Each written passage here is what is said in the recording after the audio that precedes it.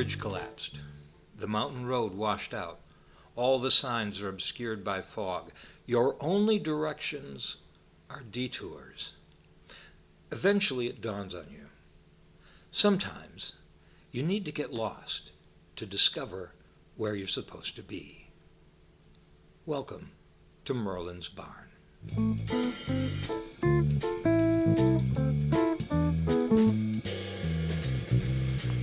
Hello, and welcome again to Merlin's Barn, broadcasting from Fort Blanket, south of the Yukon, this time with far better sound. Can you hear it? That's right. We have new microphones.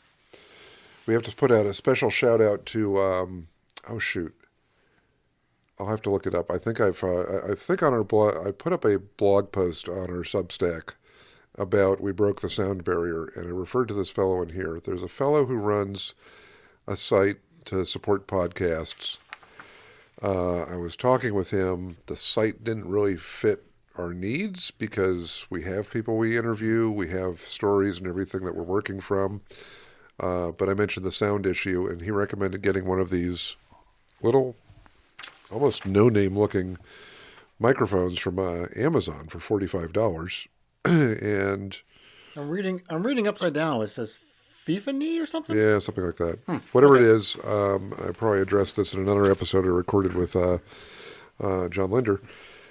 It caused us to make a bunch of adjustments, and now you can hear us as if we're sitting in the room with you. Yay!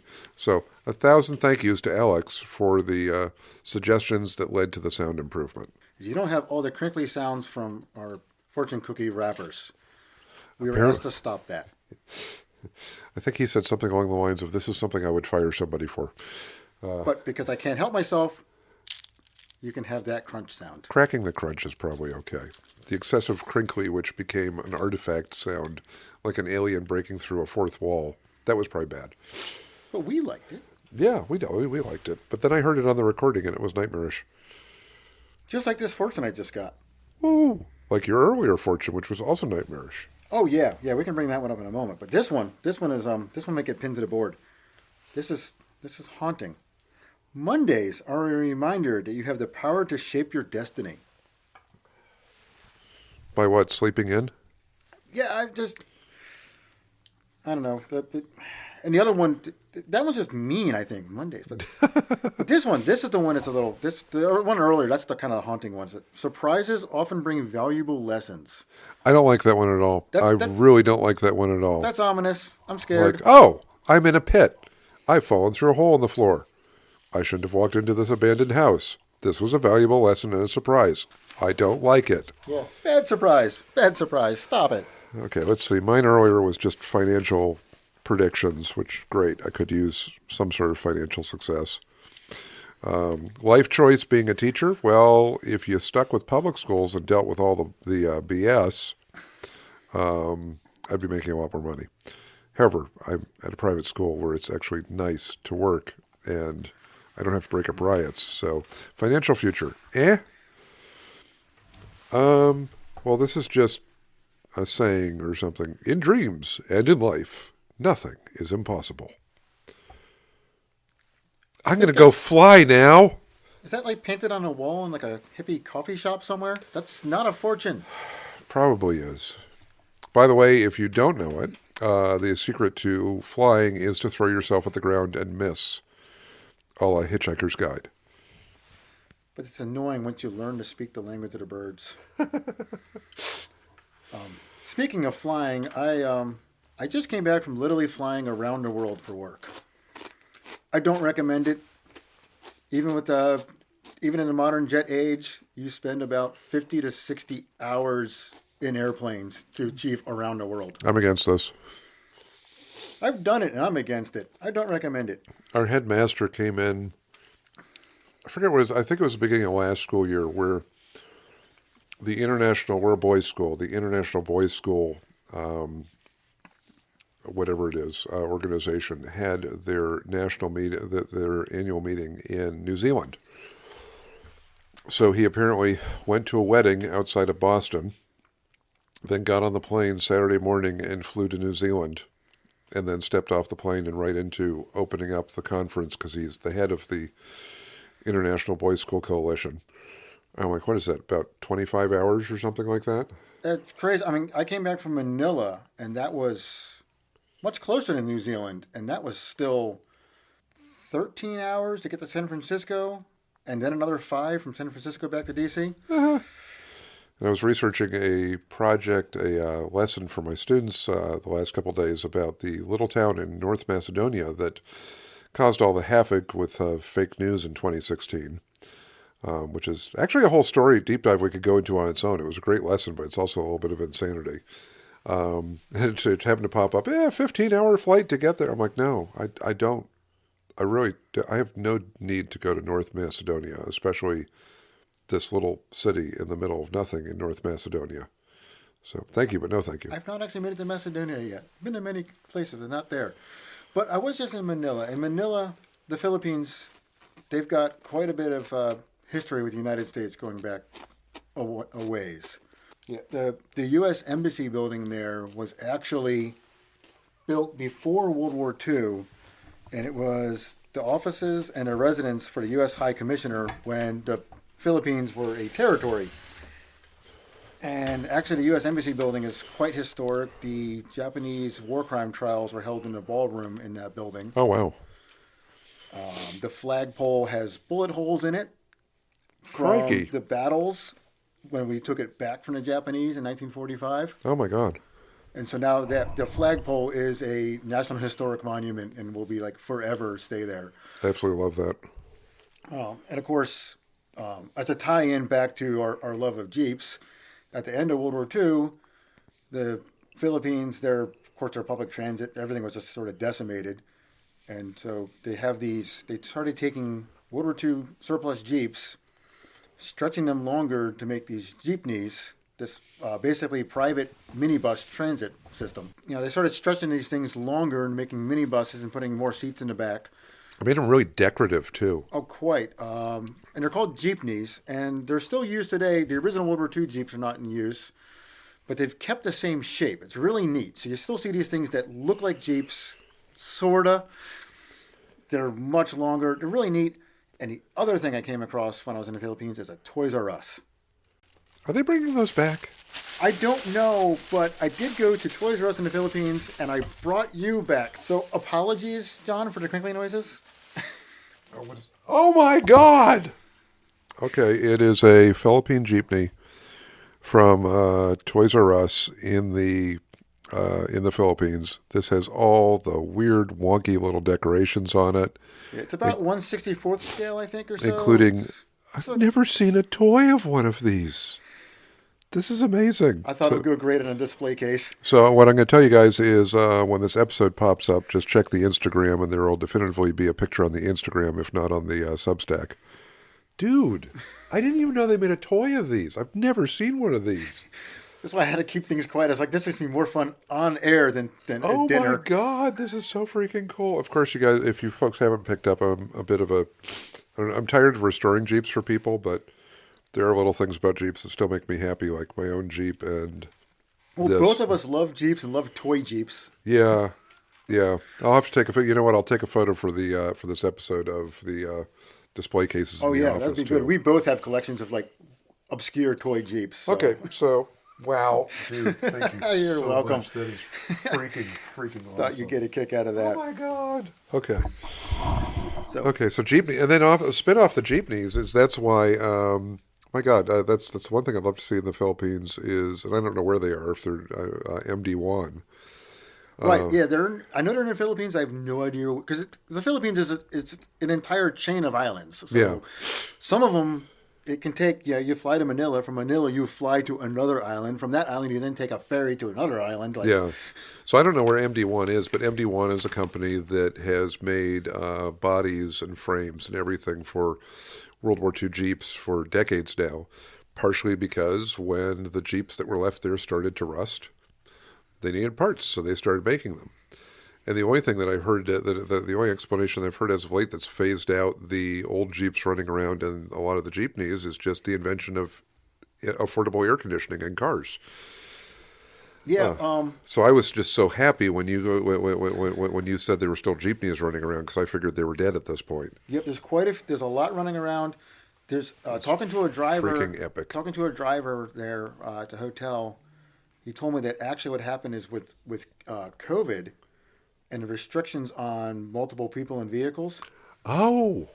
That put a real hurt on the jeepneys and the taxis, and a whole lot of little tiny scooters, little tiny motor scooters, the tiny engines started appearing ones everywhere. That are ridiculously horrible for the environment. Yeah, because Wow. everybody had to have individual, and now people are starting to, now that it's passed, people are returning to using the jeepneys and the taxis and the public transit more. But he says before COVID, there were like hardly any scooters running around in Manila, and now there's like a bunch of these little things zipping all around. Kill the scooters. Kill the scooters. The reason I went to Manila was because there was an office. It's a storage closet actually off of an office that is only gone into on occasion, and somebody finally was like, there's like a working model of the Amazon rainforest in here. There's a problem.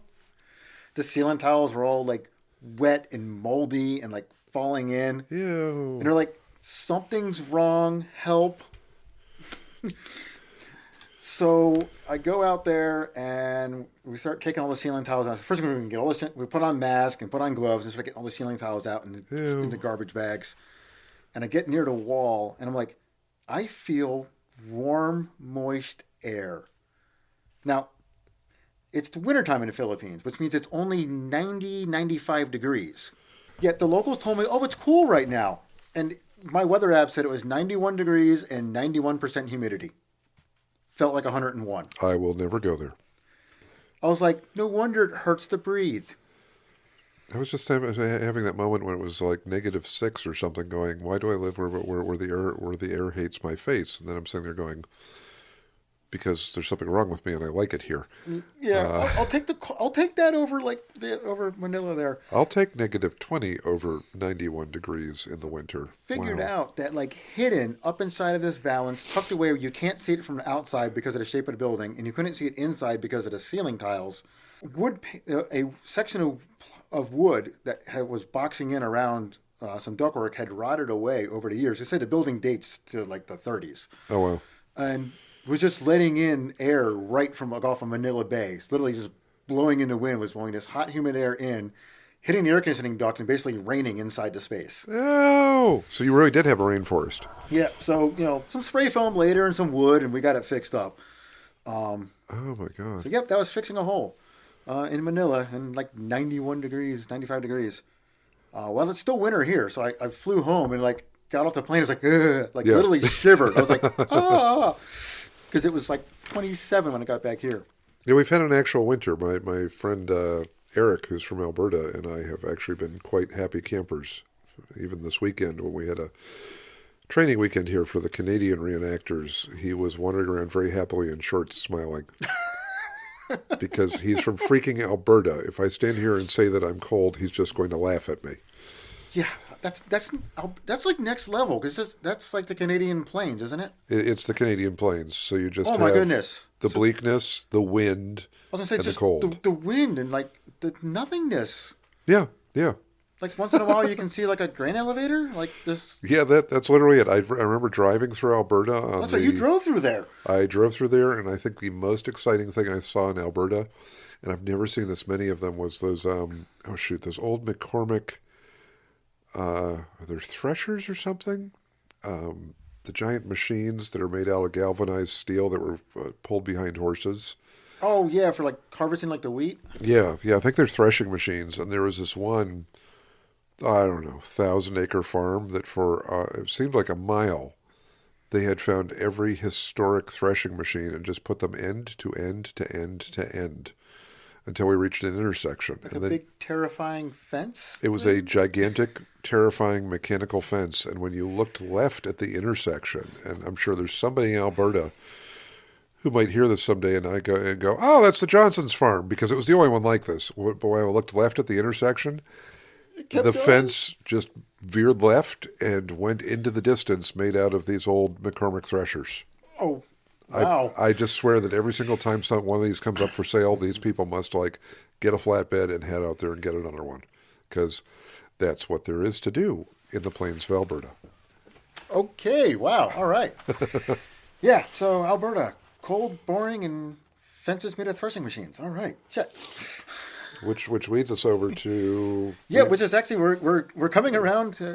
So it's flat. So there's no avalanches there, unlike here. yeah. Well, unless you have, I'm sure there's avalanches like we had here on the roof because you have roofs and stuff. Which leads to Merlin and I. We had known each other through the Jeeps and reenacting a little bit. We weren't close. We weren't really friends. Just kind of acquaintances. And I think it must have been like winter of 2021. Yeah, but trying to figure out the year. I mean, prior to that, we'd been running into each other at things where, like, you had your big World War II repair shop set up, and I'm just sitting there going, this is the most freaking cool thing I've ever seen. Right. And I think during the summer of 2020, with COVID going on, I had visited over here, brought something over. I bought it on an auction. Oh, yeah, you picked up that big old welding machine. I had done that. So we had. Oh, and you brought over the what was it, the crane? Yeah, the wrecker. The wrecker for the tiny truck. That was it. So it was COVID time, so I had never actually been in the barn. Like I come outside the barn on the front porch, maybe like into the first bay here where you have the Jeep. But I had not actually been to like the apartment, like upstairs. Had not traveled the labyrinth. No, I had not yet. And I think woke up one morning and there was a call for help from you on Facebook about. I can say I can fill in exactly what happened there. Which was, go for it. To give a couple pieces of background, if you haven't picked up I know I've mentioned in a prior episode, the barn that we're sitting in is 50 by 80 feet. The first level is the restoration shops, a creepy apartment that we have abandoned and filled and just used for storage, and Fort Blanket, south of the Yukon, which is the old livestock office from the 1920s that we're broadcasting from. Then you go upstairs, that will be an entire episode in themselves, if I grab my friend Henry. You go upstairs behind the office to the second level of the barn, the massive hayloft. External to the building, I don't have a ladder that can reach the peak of the building. Internal to the building, in the hayloft, the peak is so high, I don't have a ladder that can reach the peak. You wander through a gymnasium-sized, unfinished section of the hayloft, past the bar, past the movie theater seats from Gettysburg, et cetera, et cetera. There's too much going on here. And then there's a 2,000-square-foot house just sort of shoeboxed and dropped into the loft. Yeah, I called it an apartment earlier. I mean, it's a house. Yeah, it's like somebody took a rancher and dropped it into a barn because the barn is that big that you could drop a rancher into it. It's a barn-dominium before it was a cool concept. Yeah. No one had heard of this idea, and these people had already done it. This was 1973. I swear somebody's got to have photos of this somewhere. 1973. I forgot the name of the plumber. I've got him in my files somewhere. This plumber who was a World War II veteran bought the building, which had been empty for over a decade at that point, since Mr. Dixon had passed, and did this insane thing where they pulled bolts, hipped up the roof, added the house on the second floor, and it's just, the amount of plywood they used on the roof before putting the steel down is absolutely insane. Which leads to, when you look at the logo for the podcast, that literally is the front of the barn. Yeah. So that profile, that roof profile, plays into this story. For sure. So with the that winter, so that must have been it would make sense. It was 20 to 2021. I had some friends from South Carolina, Kevin and Scott.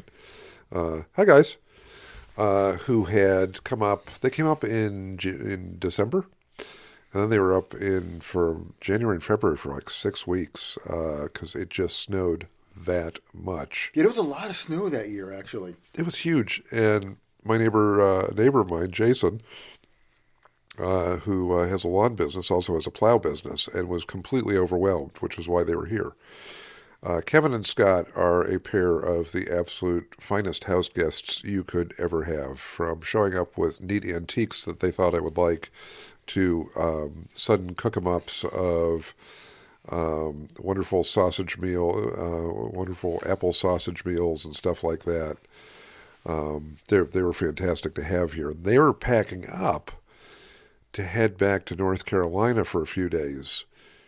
It was a Thursday night. They were packing up, and we heard constant crashing coming from the roof. And there's no snow dogs on this roof. If you don't know do you want to describe a snow dog for us? Right, yeah, so snow dog or snow guard, or sometimes even called snowbirds. There's little metal devices that are on metal roofs to keep snow from sliding off and smashing onto people walking up to their front porch. And Because like an asphalt roof, that texture, it has a grippiness, the snow and the ice stay on it, but a metal roof, the sun warms it up a little bit and shook. my roof is a giant nonstick pan. Yeah, that's a good description of it right there. So I heard this crashing all night, and thank God this must have happened after they left, because the logo of the barn, you see where the Jeep is parked. Right behind the Jeep is the office that we're sitting in right now. To the far left of the barn, you walk around the corner and you go back, and there's a deck, and that leads up to the house. Well, there's steps up to the deck on that side. Yeah, this comes into play, and a window, and a bunch of things there. And there was a chimney, which went to an ill-fated boiler system and heater system, which had died before I moved in. So the fortunate thing, this chimney was basically the appendix of the barn. It wasn't needed anymore, which is good, since it's not there now. It's weird that I heat with a pellet stove, but I had to put a separate chimney on the barn for the pellet stove because nothing could actually connect to the actual brick chimney that was there. So I hear this crashing all night, and I go out in the morning, and I come down my stairs, I go through the office, walk out to my car, and I'm like, I'm going to walk around the edge of the building and take a look and see, and oh God, is what I saw, because the chimney had been violently attacked by the foot to 16-inch deep iceberg on the roof, which had come down like a guillotine, cut it off, and the chimney, in self-defense, leapt into the air and scattered itself across the yard towards the field. Yeah, there was like some Wile E. Coyote physics had to have gone on. Yeah, between trying to make an escape towards the field and at the same time smashing the big window into the shop by the stairwell, it was very much a mess. And I'm just staring at this, and what prompts this whole thing is I took a couple photos and I posted up on Facebook a little note that said, I guess I'm getting on the roof tomorrow morning, to which Matt responded. Right, I don't remember exactly what I responded. You responded, you're not getting on the roof tomorrow. Okay, I couldn't remember what it was. I might have gotten a text actually directly from you saying, you're not getting on the roof tomorrow. Well, so let's clarify a little bit about that. You don't do heights. I don't like heights. I run an airborne unit. I'm not smart. I'm the guy who watches the video where people are changing like the light bulb on top of a 1,200-foot tall radio tower going, that looks like a fun job. No. So hell no. Hell to the no. So I'm totally comfortable with that. So yeah, so Merlin puts this post up and it's like, okay, there's a Swiss avalanche on his stairs. Like, we can't see the stairs up to the deck anymore. There was a St. Bernard that came up and gave me whiskey at one point. Oh, wait, no, I hallucinated that. Sorry. There's a window that's now smashed that needs to be closed up because it's still winter. Oh, my God, the adventure that Friday just to put the plastic over that was insane. And then there's also a hole in the roof because there had been a chimney and now there's not. So it's like, Mayday. Oh, my God. Isn't there a song about that? There's a hole in the roof. No, that's a bucket. Sorry. Okay. So at this time, I with the COVID, I'd had time off of work. So I had been setting up my home workshop and I had plywood actually. And I was like, what size is the window opening? So I was able to bring a piece of plywood cut to the size for the window opening already. Because I went out to my shop and just took a piece of 1/4 inch or 3/8, whatever plywood, and just cut it to the size. And then you were listing like, I think it was what tools you had, and you mentioned the roof that you put on your shops. So then I was able to. Then I came back here, ended up looking at the roof, then going back to Lowe's and buying. And actually, happily finding they had my roof sections there. Right, you're able to get some roofing, but we had to clear the avalanche out of the way to get to the broken window. And of course, as you said, you don't have a ladder that reaches the roof. No, you have to put a ladder on the deck. Or get a helicopter, one or the other. To get to the deck, we have to clear the avalanche because we're not getting a ladder through the house onto the deck. So the first thing we had to do was like take out like pickaxes and shovels and just like, and I said, I've been, I had met Merlin a few times in the summertime. So summertime is t-shirt weather. I hate summer partially because I'm usually wearing a t-shirt and Carhartts, and I usually wear a vest and pocket watch and a button-down shirt. I hadn't seen Merlin like this before. So this was my introduction to Merlin the Time Traveler. What we call Merlin Core instead of Cottage Core. Yeah. I didn't know this part of Merlin because I knew Merlin Summertime Merlin. I knew Merlin reenacting, but I hadn't met like just normal, everyday, 9 months of the year Merlin. Which is why when I go to some place like Harper's Ferry and I just go for a walk, people keep coming up to me and asking questions about the park and stuff because they just assume that the guy with the hat and the vest and the old-fashioned coat works here. We'll have to pull these photos up when we post it. Oh, there will be wonderful photos of this one. Because I was like, I'm looking at this man with the vest and the hat and the fingerless wool gloves, shipping at the pile of snow. It's like, is this Montana in 1898? What am I looking at here? I think that's what you titled one of the pictures because I was out there with like the old wool sweater and one of my favorite tweed caps. Yes. And yeah, you had like a flat cap on, I think. I saw you would post when you posted that. I'm like, I hadn't thought about that. That does look like Montana in the 1890s. So I had done like the black and white filter and played with it a little bit. Like, so we'll have to pull those up. Yeah. But also, I didn't know that you had cats or how many cats you had. I think there were 5 at that point. Were there 4 or 5? I don't At least 4. Probably 4. I think it was 4. Well, because the 5th one was the maybe cat. Oh, yeah, there was the baby cat, the outdoor cat. Which is the other part of the urgency of why we had to clear the deck because... Yeah, because we had an outdoor cat who I had decided when I moved in that I would be friends with because I swear she might have lived in the barn before I got here because there were broken doors that were open on the building. This building was semi-derelict when I moved into it, which was why it was affordable. And the outdoor cat, I think there's a good chance she had lived in the building. Okay. At some point, but she came in once when when I was stupid and I left the kitchen door open. I don't know why I did that. And my cats expressed their displeasure with that when I came home that night, and they're all sitting in a line staring at the sliding glass door, and I'm looking over going, oh, that's not the screen.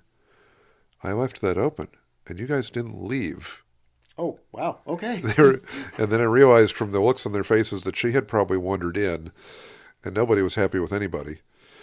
But I had eventually gotten one of those, she got sick a couple times. There's somebody around here who takes care of her. And so I eventually got one of those little insulated heated houses, hoping that I could lure her into it and get her to the vet. And then she disappeared for a month and came back when it was healthy again. So yeah, when this hit... You had that house was set up on the deck, but you didn't know if the cat was in there or not. I think I had just set that up, and she had been in there once. So we had no clue. So there's a bit of urgency on our part to we need to clear this and find out if there's a cat trapped in the avalanche, possibly crushed or not. We don't know. You couldn't see the house, couldn't see anything. No, because there was 4 foot of snow on top of everything. Yeah.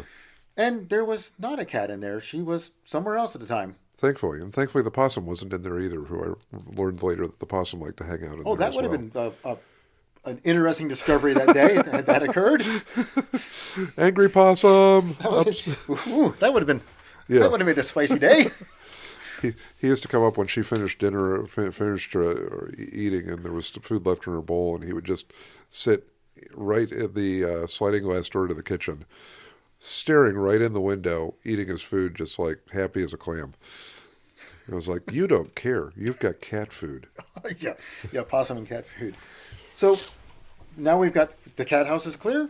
We're safe there. We got a list here. It was like when Matt said you're not getting on the roof, then we put out what my friend Henry has later defined as the bat signal, which was when Henry and I were doing a project. He says when we started doing the whole stair project, which once again will be an episode itself. At one point he just says to me, he says, Merlin, the bat signal. And I said, what is that? He says, that's those times when you put out on your Facebook page that you need something or you need help, and people come out of the weirdest places and just suddenly appear and help.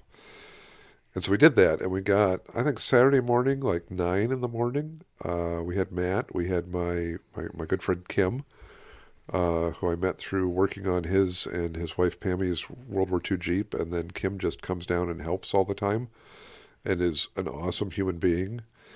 And then our shop helper at the time, Jeff, came as well. Jeff, I could not remember his Yeah, name. Okay. we had Jeff, and then which was great. And then Roger and Nathaniel were supposed to be there, but they showed up. I think after we finished everything, and we're having pizza in the kitchen. Yeah, because it was pizza later. So it was good hanging out with them at least. We finally get to like, okay, the window has been boarded up now. The cat is not crushed under 40 pounds of ice. No. So we're to the point we've cleared the deck of the snow. We can now bring the ladder up there, and I can get on the roof and we can assess the chimney situation because there's still a hole in the roof to be addressed. There's a hole in the roof. Yeah, and at this point, I think Kim was working on painting it warmed up enough that Kim was working on painting the board to put over the Yes, he was. He was painting the window that had disappeared to another dimension. And so the chimney, the remnants of the chimney are sticking up above the roof by like 2 or 3 courses of bricks. Oh, this is when we lose our favorite hammer. Yes. Yep. the 2-pound engineering hammer that is still in the base of the chimney somewhere. Which eventually I have to remove the chimney to put it in a guest room. So this is. And we'll get the hammer out and we'll put it on a plaque on the wall. I'm thinking like oil it up, paint the head gold. Yes. Put it in a shadow box and just preserve it as the wonder that it is. As I've talked about in previous episodes, I'm a bit of a tool nerd. I now actually own a masonry hammer. At the time, we didn't have a masonry. I have the correct hammer now. But what we had to do was to get up there and like knock more bricks down. It's like, well, I need to knock these down to put the metal down on the roof. It's like, just drop them down the chimney. So that's what we did. I do remember hearing the loss of the hammer, though. And then the hammer slipped and went down the chimney. And it's like, well, there's the clean out at the bottom. Yes, but there's like 4 cubic feet of bricks that we just dropped above the clean out. I've tried getting into the clean out at this point. I'm like, at some point I'll probably get into there, but after a half hour I gave up. They're black holes. Years ago I worked a gas company and did like gas fireplace installs, and I lost a wrench down like a masonry fireplace. No, I was like, I'll go to the clean out and I'll just pull it out. Nope, never found it. I'm like, so we'll get the hammer out at some point. And so let's see. So we goodbye to the engineer's hammer, and then we got the tin on the roof and we sealed it up, and it's been fine since, right? The roof? Yeah. It's been the roof's been fine. Actually, I had been up there before because we were having a leak around that chimney, and so I'd been up there and put in good weather, and also had cleaned the gutter until the point where the vertigo kicked in. I made it good 3/4 of the way down the building, and then it was just like, nope, gonna die. Slowly crawling back on my belly now. We're done with this. That's a long way up to get vertigo. No. Yeah. Which just non-political commentary or anything, but I picked up this amazing vertigo after my second COVID shot, and have one other friend with the same issue, so it's made heights interesting. So yeah, as you mentioned before, so after the roof was patched up, then it was pizza time.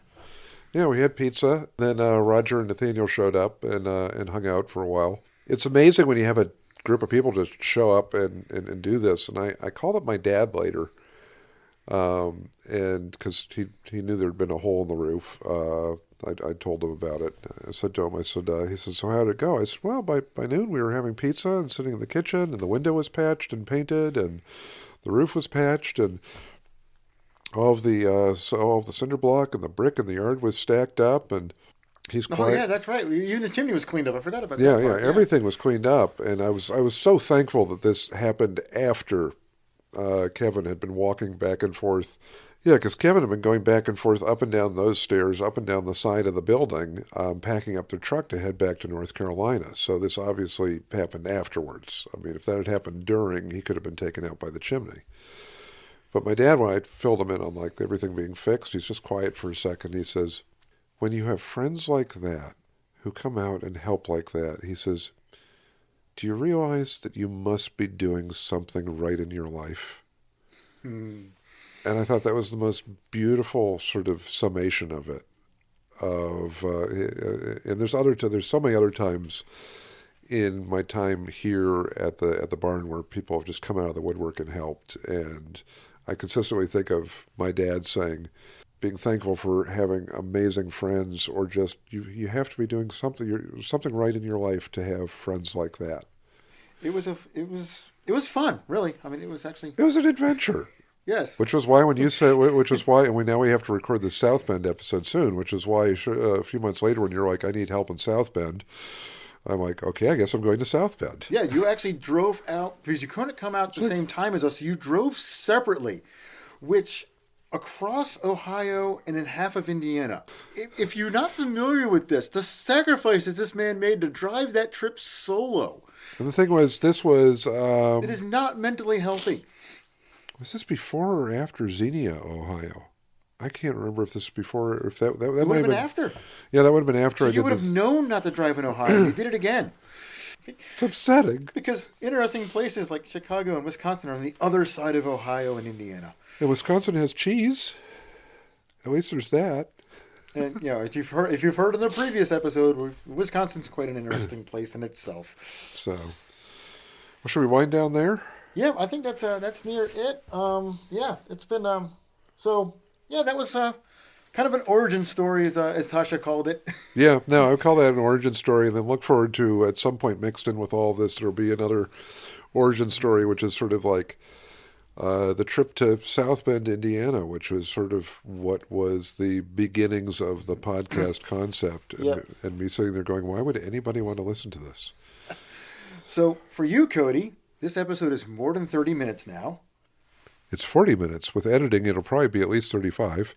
And yes, we're going to get you out here over here so we can talk about South Bend. I bet you that episode will be like longer than 45 minutes. I think it will be. I do have a couple episodes I'm researching too that will probably come out longer because I've like the Red Ghost and stuff like that, which I won't say anything more on. They're just going to happen at some point. And hopefully you folks will listen to them and enjoy them. And on that note, I'm going to throw in, we need emails from folks. I'm sure other people out there have interesting lives where weird stuff happens, where they go on detours and meet those interesting people, where chimneys leap off their buildings and suddenly attack the windows downstairs. And as of this recording in late February, we still have a T-shirt with a pink elephant on it. We do not have any entries in the Roadside Oddities contest. Yes, we need people to write in about the roadside oddities they've seen. And to be clear, it's one T-shirt. We have one. We have one T-shirt. One. Not multiple, just one. And to win, we're going to pull names out of a hat. If you're the only name in the hat, it could be yours. Just be daring and sit down and think about some roadside oddity you encountered, and write in about it and tell us. Even if it's like a paragraph or something like that, that's great. It's a giant fiberglass chicken or a Bates Motel or, anything like that. Then on top of that, quite honestly, don't worry about your writing. We can clean it up. We can make you look like Shakespeare. No, let's not do that. Nobody would understand what we're saying. Or we can make it worse. We can go either way. Yeah, just let us know what you want. So, yeah, folks, write on in, because this is a community effort. It's been a community effort building this. And we want to hear from people. I hear from a lot of folks in person, which is freaking awesome, having people coming by the barn and saying, I've been listening to this. I feel like I'm hanging out there with everybody. This is fantastic. I feel like I'm home. Let's hear from let's hear by email or Instagram or anything like that from the rest of you folks out there. Yeah, we want to hear your stories too. It's like for us, it's almost like the parties we have at the barn here, the Halloween party, the Christmas party, the coffee and defenestration day. But we have these events here, and then we talk, and you get story. People share their stories. Freaking amazing, and that's how John Linder, our editor, hi John, and producer, sort of got the last hook in about doing this. Was he says I can just sit here in the loft, and the amount of people that walk in with amazing stories. He says, I just want to hear them. So we want to hear yours. Yep, because if you're in Wisconsin or you're in Arizona or somewhere, we understand you're not going to make it to the Halloween party here. So write in your story. Yeah, so send them in. We hope to hear from you. And once again, thank you so much for listening to us. We know you have 1,000 other options and or a million. I don't know. There's a ton of podcasts out there. But thank you for listening to us. And hopefully you are enjoying the new and improved sound. And we'll be talking at you again in a couple weeks. Take care. Good night, good morning, good day.